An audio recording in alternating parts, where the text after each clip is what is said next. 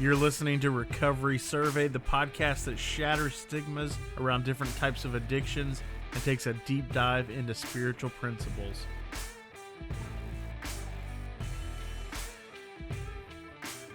Being misdiagnosed for all those years and being on the wrong medication was really detrimental to my life.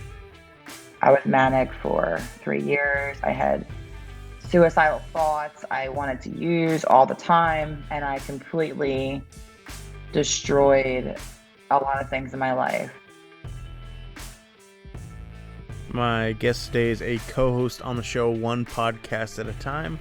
Her name is Chrissy, and she's here to tell us about her recovery journey. Welcome to the show.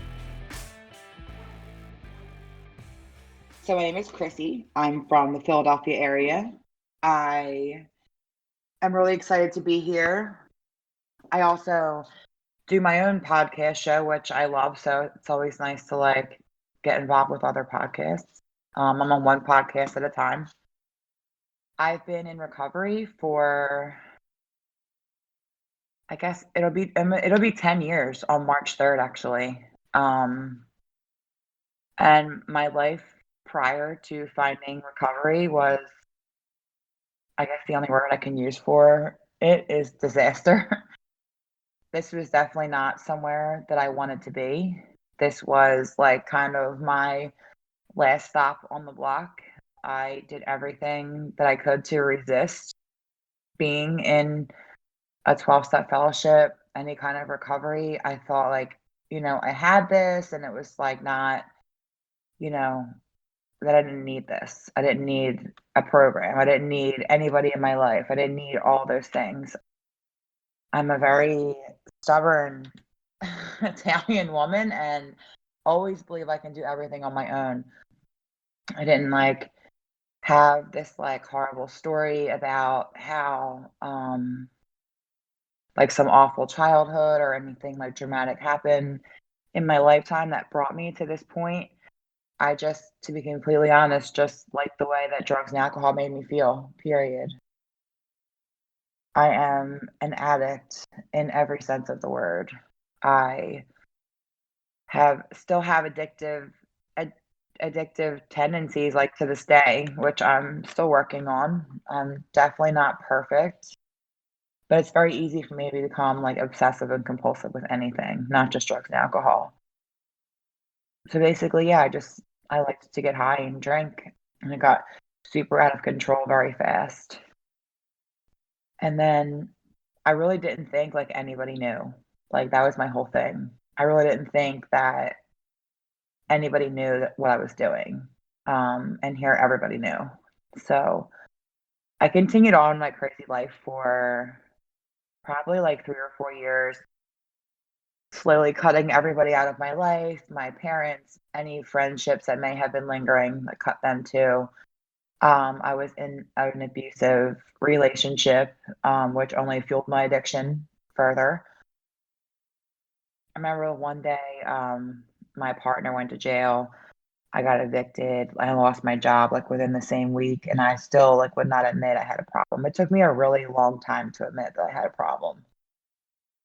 So I ended up going to rehab only because I didn't have any ways and means to get more, not because I wanted help.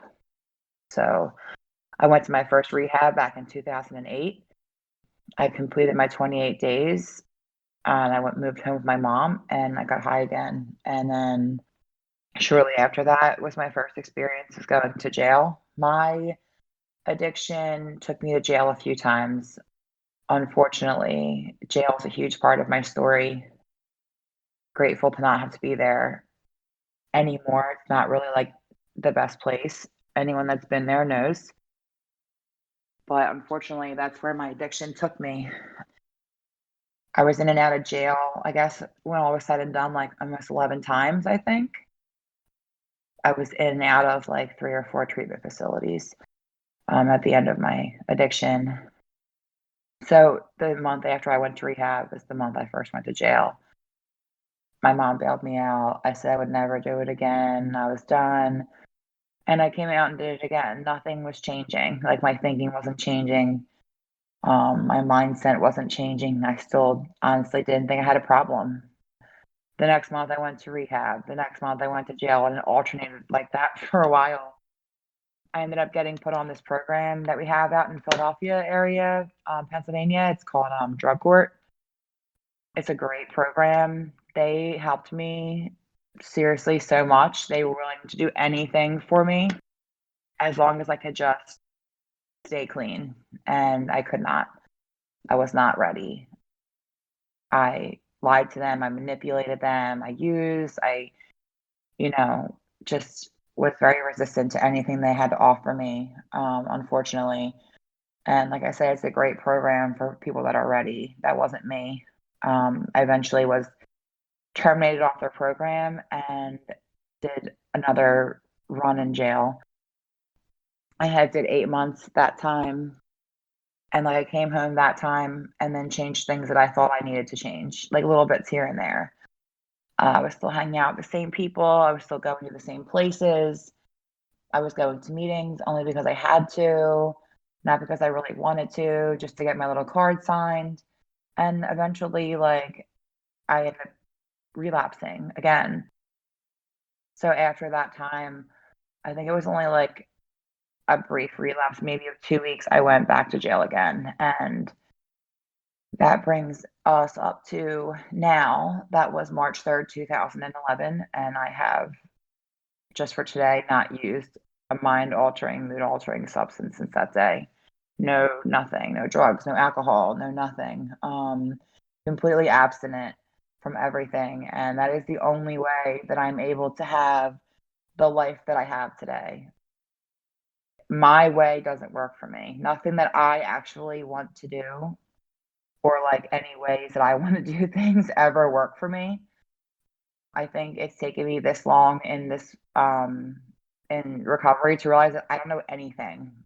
I like didn't really even know how to like live my life without screwing everything up. Like when I put my hands in things or make my own decisions, it's usually not the right one. I'm very grateful today to have people in my life that I can like bounce ideas off of, and a great sponsor. And like, I've completed all 12 steps, which doesn't mean that I am cured or anything or better than anyone. It just means I have to start over and work on new things.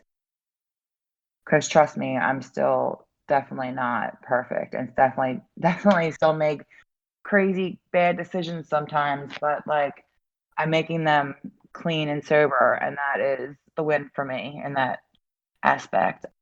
I came home, I did the last time I was in jail, I did a year in jail. I came home back to my parents' house again, which was always very humbling, but still grateful for them allowing me to do so.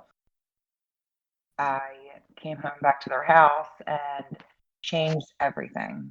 Like, never talked to my old friends that were using again, changed my phone number, went to meetings, sat up front, paid attention, got a sponsor, started doing step work, started making clean friends, making friends who were doing the same things that I was doing. It's really hard to have people in your life that are not doing this, like only doing this. Like, I mean, I'm sure you'll have some people in your life that are not clean in the program. That's fine. It was hard for me in recovery to have people that were like using and me trying to stay clean, and they were the only people in my life. That didn't work for me. So I had to get with some people that were about what I was about.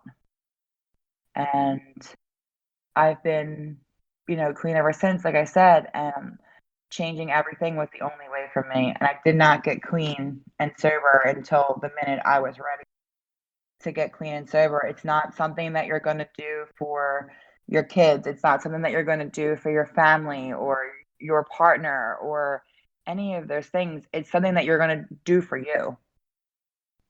I know people that use and have kids and say, "Oh, I want to stay clean for my kids," and they can't. It's not something that you could do for anyone else but yourself. I mean, they'll look at my mom's eyes when she would cry. Just please don't do that. Please don't. I mean, and honestly, when I was using, I really didn't care that she was crying. I only cared about myself. Addiction is a very like selfish thing. When you're in it, you only think about yourself and your what you need and what you can get and what people can do for you. That's how I operate anyway. Very self-centered disease. but I did not get clean, sober, and 1 minute before I wanted to. And I totally believe that because that's the only reason I'm still here today because I want to be. I guess maybe like a year and a half after I came home this last time, I got off probation. I got my driver's license back. Things just started to happen like in my life for me. Like positive things. No matter if I wanted them to or not, the change just started to happen. And like when I first got here this last time, I was still very like, weary of everything. But I honestly like the one day at a time thing. I hated that when I first got here.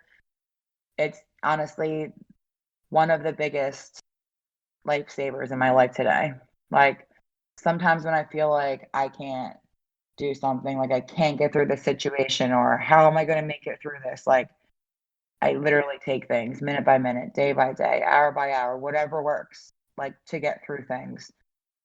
The small amount of times are a lot easier to look at than the big picture for me. And I learned that here. My recovery hasn't always been like an easy thing. I've been through a lot of things clean. I've been through a lot of loss clean. I've lost a lot of my friends to overdoses clean. Actually, today is my one of my friends' anniversaries. My friend Michelle, we lost her 5 years ago today. I'm actually like really good friends with her sister. She's one of my best friends today, and it doesn't really ever get easier when you lose people in this program because you just want to know like why me and why not them? Like why can I get this and they can't get this? And as crazy as it sounds, like every time something like that happens, it makes me love and be more grateful for my seat. Like I said, I've been through a lot of stuff in here, a lot of really painful things. I've been through loss of friends. I've been through heartbreak. I've been through a lot of changes in my life here. But with the bad always comes the good. I've also been through like a lot of really good things in this process this time. I've held positions in companies that I didn't even think that I could ever have. I've been, an educator. I'm a hairdresser. So I've been an educator for a multi-million-dollar hair company since I've been clean. I've managed salons, and then, just recently, like going through all this like pandemic stuff, my crazy addict self decided to open my own salon. So that's what I did. Like 6 months ago, I opened my own little salon, and I've been doing that ever since. And I'm telling you, like, if I was out there doing what I was doing, living how I was living, none of this would ever be possible in my life ever. And I'm not just talking about like the material things that we get when we come here, because you get material things here when you stay clean. The stuff that you get that you can't buy, like the self-worth, the self-esteem, the self-respect, like the general feeling of happiness, the ability to even feel your emotions, those things that you get here, money can't buy, and they're not replaceable. I think they are probably my favorite things, like the ability to feel love, be loved, give love, like those kinds of things. I never had that before. I was just always so numb all the time. I always had like a really big problem with relationships, like with people, friendships, romantic, all the things. And like I've been single now for um, a year and a half, and I'm not mad. I feel like when I become single and have time to myself, that's when the work starts for me. Last year was a very hard year in my recovery. I'll just briefly talk about that. I believe that everyone's addiction stems from certain places, whether it be trauma, mental health, painful situations, like those kinds of things. So I'll just be the first one to say that my addiction definitely stems from mental health. So last year, I guess all of that came to a head. I had gotten out of a relationship maybe like 3 or 4 years ago, and had went to my primary care doctor, which I do not recommend ever doing for medication. I went to my primary care doctor. She gave me antidepressants. Turns out, it took me 3 years to figure out that I was not depressed. I'm actually diagnosed with bipolar. So being misdiagnosed for all those years and being on the wrong medication was really detrimental to my life. I was manic for 3 years. I had suicidal thoughts. I wanted to use all the time, and I completely destroyed a lot of things in my life. I completely destroyed myself. I distanced myself from the program. I distanced myself from my friends. I ruined my relationship that I was in. Who it was someone that I thought I was going to spend the rest of my life with, and I did a lot of horrible things to this person. And it breaks my heart when I think about it. It was probably one of the biggest learning experiences that I've ever been through in my entire recovery.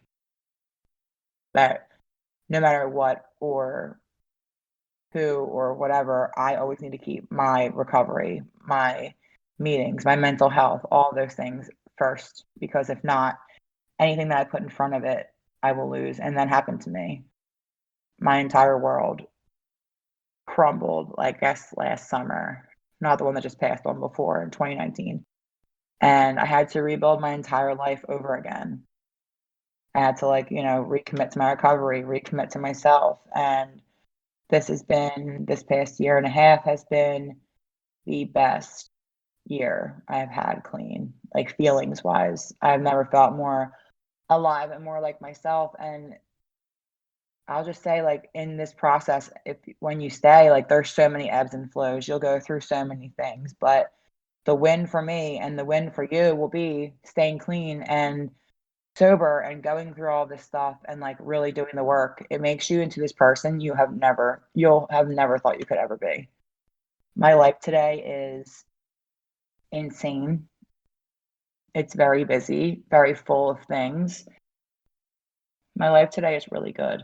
I am really grateful for all of the things that have brought me to this point that I am in now. The highs, the lows, the people that came in and out, and the relationships that failed, and the relationships I've gained, and all those things, for my sponsee and for my sponsor and the step work and everything. Like, it sounds like, cliche and all the things, but like it works if you put your mind to it, and do the next right thing. But I don't know, like I said, I've been through a lot of stuff in this process, and when I thought I couldn't move forward or couldn't handle one more minute, I have people there in my life today that carried me. And for that, I am the most grateful person ever. Like I said, my life today is amazing, and I wouldn't trade it in for anything or any of the things that shaped me into this point. I also know what kind of work it takes to stay here. It's not easy to stay here. I know this, and anyone that's here knows this. But the rewards of staying here are greater than the rewards of leaving. So that's all I got. That was awesome. And I think we have some similar stories, and kind of going back to something you shared in the beginning, and I think it's a great point, is that we don't necessarily have to have some kind of traumatic event when we're kids to end up using. I know for me, like, my life was, I guess, quote unquote normal. Like, there wasn't any sort of major event that happened in my life, some kind of trauma that caused me to want to use. And I think my parents blame themselves sometimes, and I've tried to explain to them, like, you guys didn't do anything wrong. There's nothing that you did that made me want to use. Like, and it's hard to explain, but there was always something there that I just wanted to try Yeah. drugs. I wanted to see what different things would make me feel like. And so I think it's important that we let people know that not everybody that's an addict, it's not necessarily a result of some terrible Trauma. event that happened in our lives. Exactly. Yeah. So I think that was a great point. I just got high because I just like to get high, period. Like, I just like the way drugs and alcohol made me feel. Yeah, exactly. I know my mom still blames herself, and we had a conversation not too long ago, and she's like, what did I do wrong? Like, why did you turn out the way you did? And it's like, it wasn't you. It has nothing to do with how you raised me. Like, you did a great job. I know you did the best you could. It was just something that I wanted to do. I liked the way it made me feel. I liked the escape. Yep. So I love that point. I think you're the first person that's brought that up on the show, and not to like knock anybody else, but I feel like everybody else has that I've talked to has some kind of story about abuse or a tragedy or something that happened, and I love that you're bringing that up, that, you had a normal childhood, there wasn't that event, so I love that, that's awesome. When I tell you I was probably one of the most spoiled brats you would have ever met when I was growing up. I didn't want for anything, like nothing. My family was great and still ended up on this path. So it really doesn't really matter like what you come from. Come from like you see celebrities that are like addicts. You think they have it all. Yeah, for sure. So it's definitely my mom said the same things to me. Like, what did I do? What did I not do? And it's not her fault.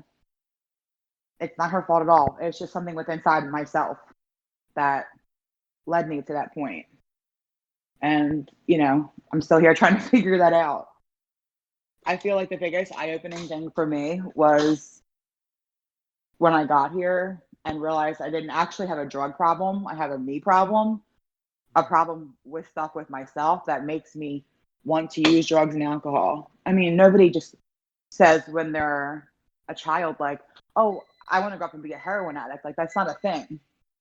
It just is how that happened for me. So I had to figure out why I was doing the things I was doing in order to stay here. And I think that's like a big thing. People come here, they get some things, they get some material things back, they get their kids back, their family back. They don't really fix what's going on inside of them to make them not live that lifestyle again. And eventually you'll go back if you don't fix it. Yeah, that's a great point. I think for me, some of the things that I've figured out, it was stemmed from low self-esteem and low self-worth, and just not loving me as a person, and I think that's where the drug use stemmed from. Hmm. At least that's what I've figured out so far. I mean, who knows what will be revealed as I continue this journey, but so far that's the conclusion that I've come to. Wait, did you tell me today was your anniversary? Yeah, 6 years today. Congratulations. Thank you so much. So awesome. I love when people celebrate. It's like, it makes me feel like I'm celebrating also. Because you're just like someone else that like stays. It's always a good thing. It's better than the alternative, that's for sure. Yeah, for sure.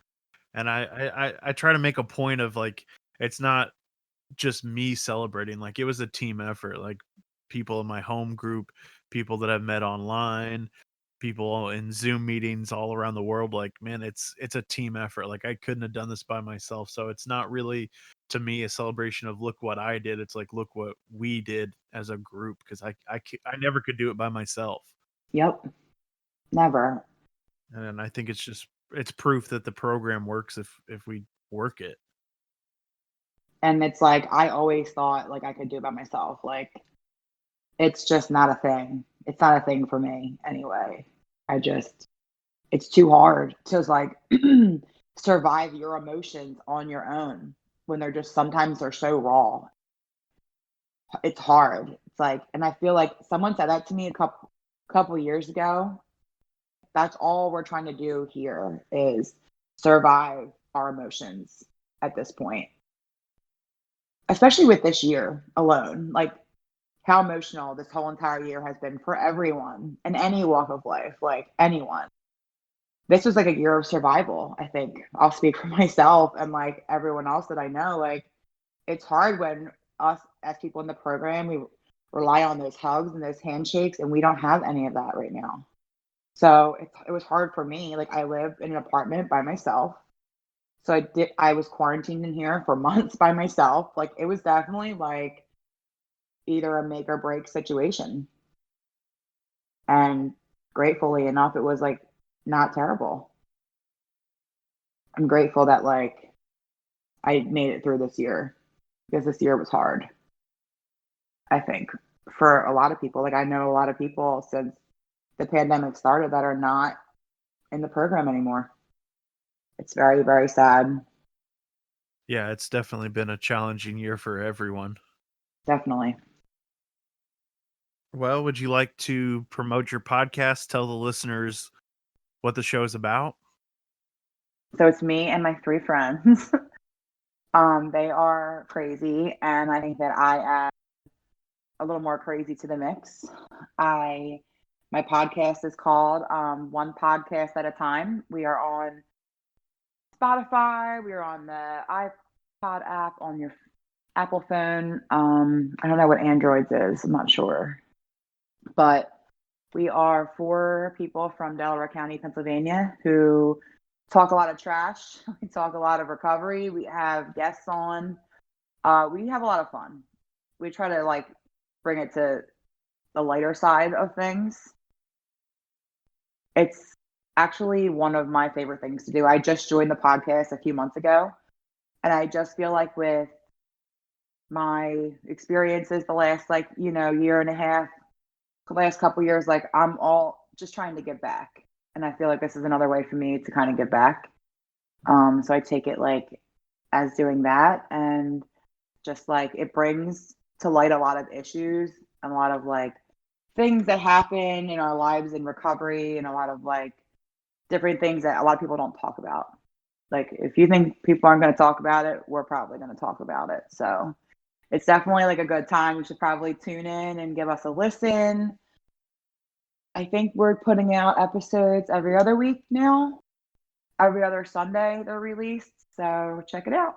Awesome. And I can't recommend it highly enough. I've been listening to the show, I think, since the beginning, and it's a great show.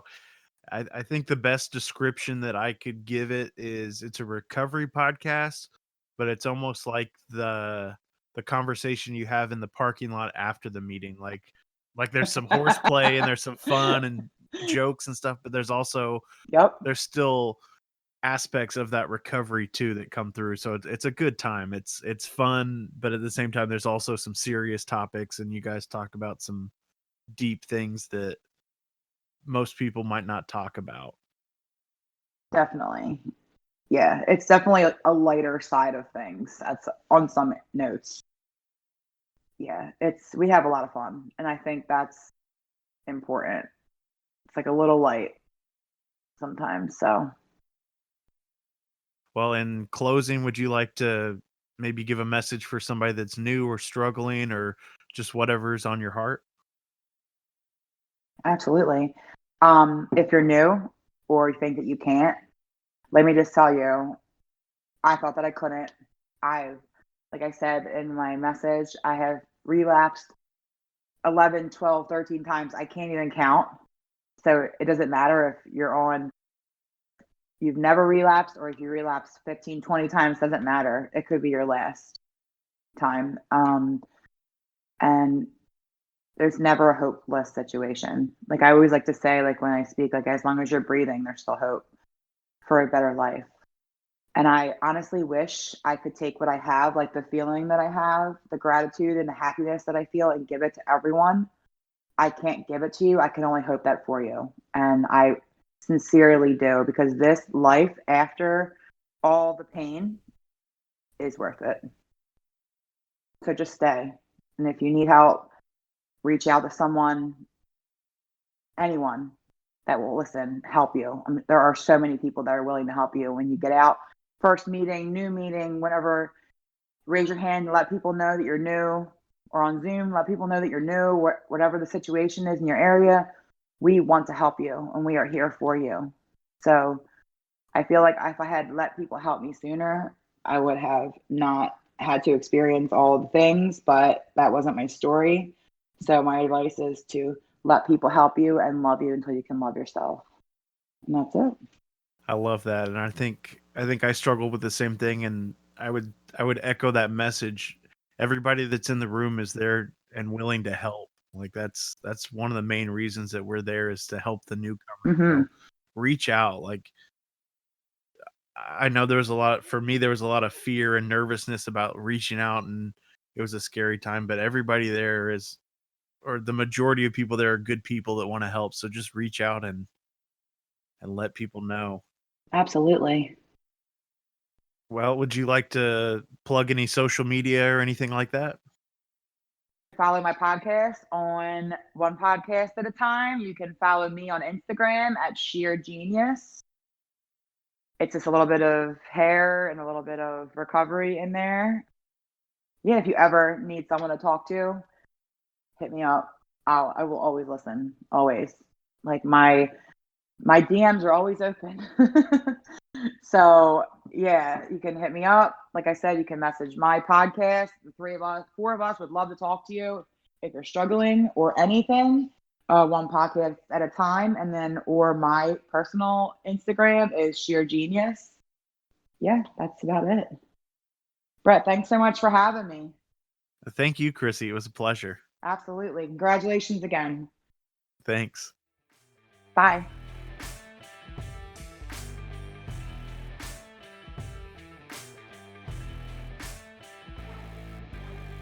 Chrissy, thank you again for being on the show today and sharing your story with us.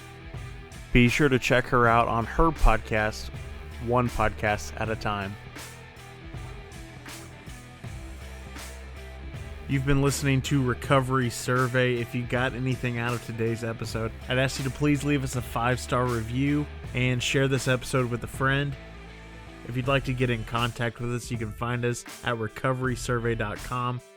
You can listen to all of our episodes on the website, as well as connect with us on social media, where you can get previews for upcoming episodes.